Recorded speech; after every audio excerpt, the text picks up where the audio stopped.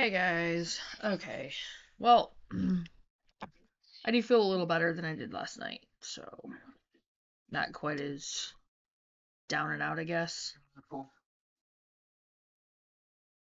We're just struggling right now, and sometimes it just helps to spill that out even in a video. So, alright. Right now, I'm going to get into chapter 14, which is on crochet, knitting, macrame, sewing, and more. So, unfortunately, I don't have any yarn, so I can't show you guys like on the crocheting. I do have my plastic bags, some of them, but I haven't started those yet. Now with the plastic bags, in case you want to know. My grandma used to take bread bags, and she would cut them into like 1-inch strips, sometimes like that. And, you know, she had this long strip of plastic from plastic bags. And she would take her crochet hook, and she would start to crochet. And she would crochet them into round mats. So that's what I'm going to be doing. I don't know if I'm going to be able to do the round, because I don't know how to do that. I may look up videos on that one. But when I start doing it, I will definitely show you guys. Find out. But I haven't had time to work that in yet. Because I've been working on my quilt, and I wanted to work on that last night, and I didn't, so. I did get my fabric in. So this is part of it. You see the stars in there? I'm going to take all of that out. And I've already separated it out of my other quilt blocks. And I'm going to do basically a patriotic quilt, which... Oh, yeah, I'm not going to get into it, you guys, but I don't want anything to do with stars. I'll get into that in another video. But I'm just going to, like... I might use... See, there's the red. I might use the solid colors that I have. I don't know, or I'll just get some other fabric to put with this. I don't have enough to do anything with this yet. I might let Chloe work on this one. But I've got that. There's some of the stars in this one, and there's some of the stars in this. And the black... I think it's black. Yeah, and the black. And the red. And no, it says any of the purple or not. Yeah. There was another one that had the stars. It might be the pink. So that's little flowers. No. There's the black. The green didn't have stars.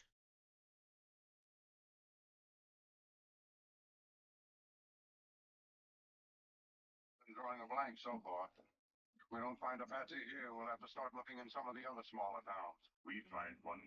We always do. Yeah, well, come on. We'll try another saloon. Somebody's got to have a reputation in this hick town. Take a look. Okay, maybe it is just the red and black. I thought there was another one, but anyway, there's red and black out of here, and I'll just... This fabric I've got to cut, so I will cut that, and... Okay, this one might actually have the pink. There might be stars in the pink on that one. Anyway, but I'm going to cut that. Those I'll cut into the 4-inch squares to match the other one.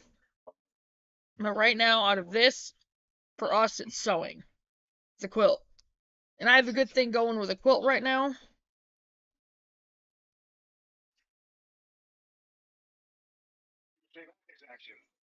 Oh my gosh. Okay, sorry, some stuff popped up. I have a good thing going with a quilt right now, and I don't really... I need to finish sewing the sections together. When I get that done, I will show you guys, because I don't want, like, my pins to pop out and all that stuff, so...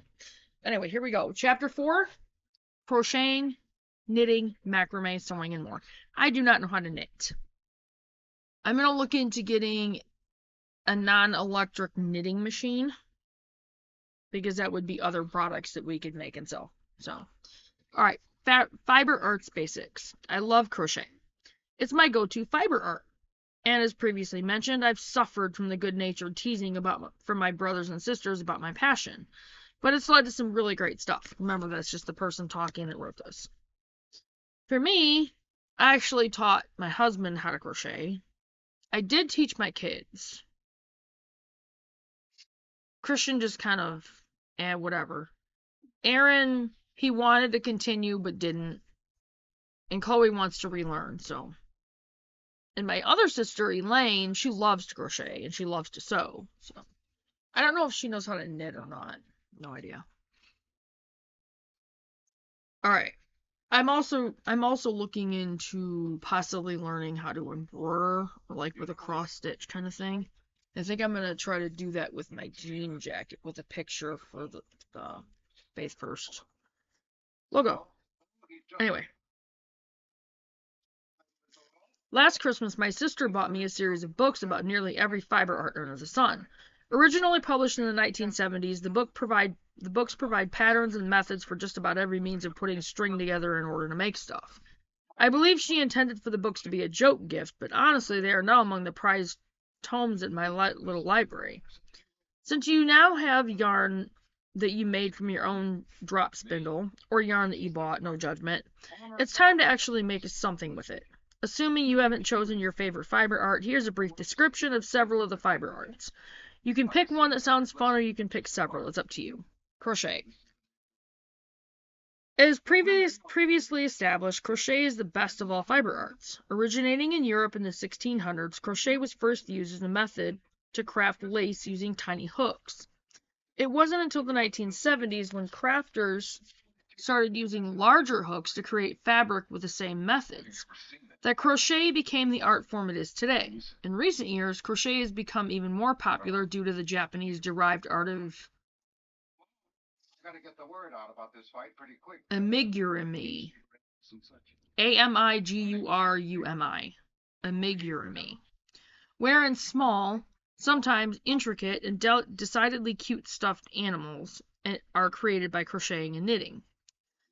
They're usually considered more rugged when knitted, as knitting tends to produce tighter stitches. With the proper methods, however, there's no reason crochet can't be used to create items in cloth as knitting. Knitting. Knitting is one of the most popular of the fiber arts. Just about any garment can be knitted. A pair of cotton socks found in Egypt from the first millennium AD are one of the earliest known examples of knitting. Knitting is most commonly seen being done with a pair of smooth, relatively long needles made of wood, metal, or plastic. However, it can also be done with circular needles, which consist of two shorter tapered needles that are connected by a flexible cable, or a set of double point needles. Early knitting needles may have been made from bone, ivory, or even tortoise shell. Sewing. The act of joining cloth together with thread sewing is versatile and handy. Although primarily done for making clothes, a dedicated seamstress can make just about anything: clothes, blankets, aprons, even tents. While sewing is a part of quilting, quilting is usually considered a completely separate art. Quilting. The creation of quilts and other large items using patchwork designs. When making quilts, batting is sandwiched between two layers to provide insulation. The art form is varied and expressive. Either by hand or machine, a quilter can create folk-inspired designs, often with a rich and storied history among regions and families, as well as modern designs that may resemble mosaic or modern art. In fact, quilts are often displayed at galleries and museums for their artistic merit and historical significance. My grandma used to take clothes that had been worn out or outgrown, or whatever, if they couldn't be worn anymore. She would take them and she would cut them into quilt blocks, and she would make these quilts that had, the material in them from clothes that we had worn as kids, and dresses of hers, and shirts of my grandpa's and my dad's, and blouses, shirts of my mom's, and stuff like that. So it was really cool because, it had that picturesque history of our family, and it was really cool. Some of them even had material in it from shirts from my sisters and my brother, and I actually think I still have one or two of those kind of quilts up in Michigan. So if I can ever get a hold of them, I will definitely get a hold of them, and I'll have to fix a couple of them, but wait.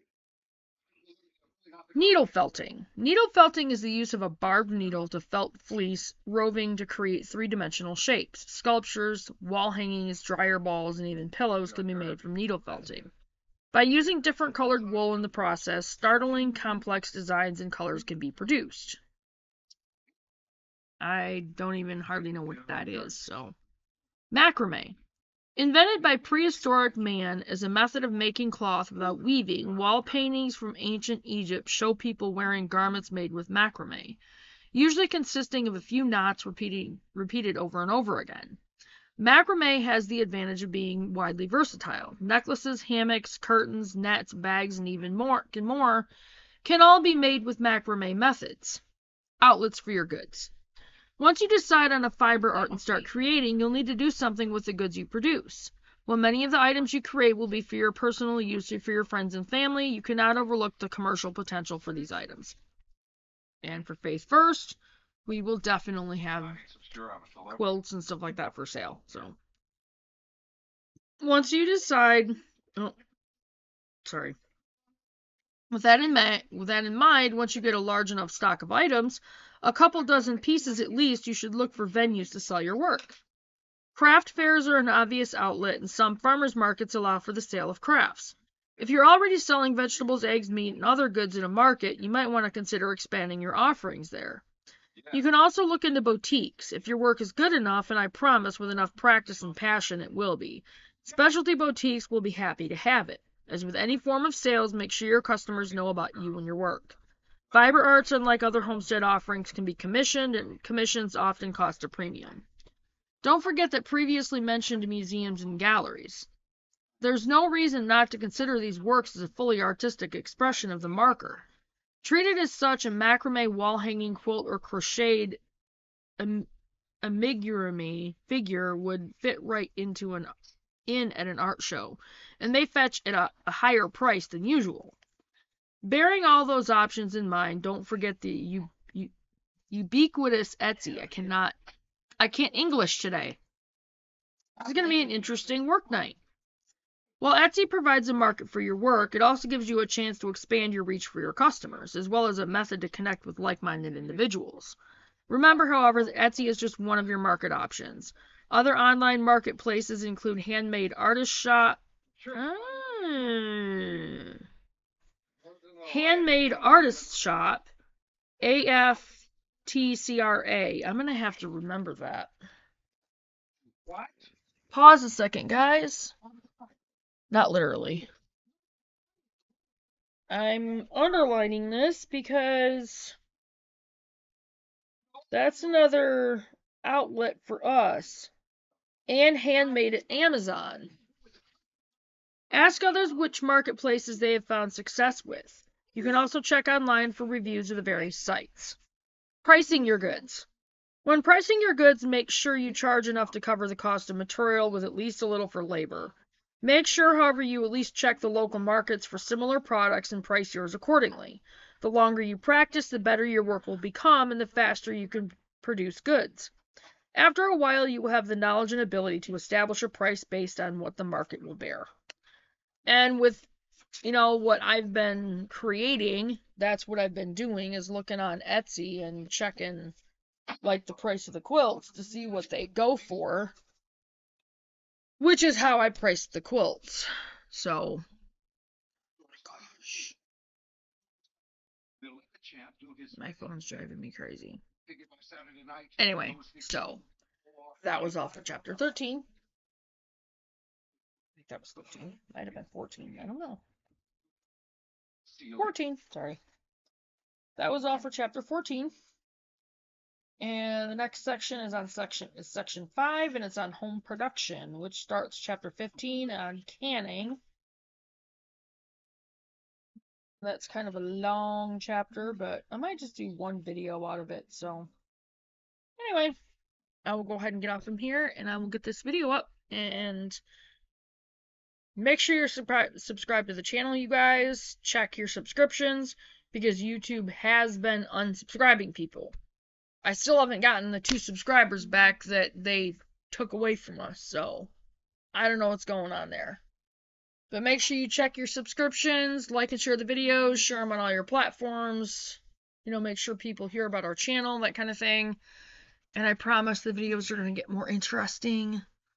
I did get some apple seeds planted, so that's getting underway here within a few weeks. I will have apple seedlings for sale. I've already made $20 on them, on a couple. They're Granny Smith and Honey Crisp apples. I will be getting more planted. I'm fighting with space is the problem. So, but if any of you were interested in seedlings, apple seedlings, please let me know. Next term starts soon. Visit snhu.edu. And I mean, I'm just gonna see how they're growing and that kind of thing because I'd like to ask $10 for them, but I'm not gonna ask $10 for something that's of poor quality. So hopefully I can, you know, get them to where they're growing well. So I will keep you guys updated on that, and I will see you guys in the next video. Make sure you like and share the videos, share them on your platforms, and always check your subscriptions, guys. And make sure you're clicked on the all so you get all the notifications. And I will see you guys in the next video. Bye, guys.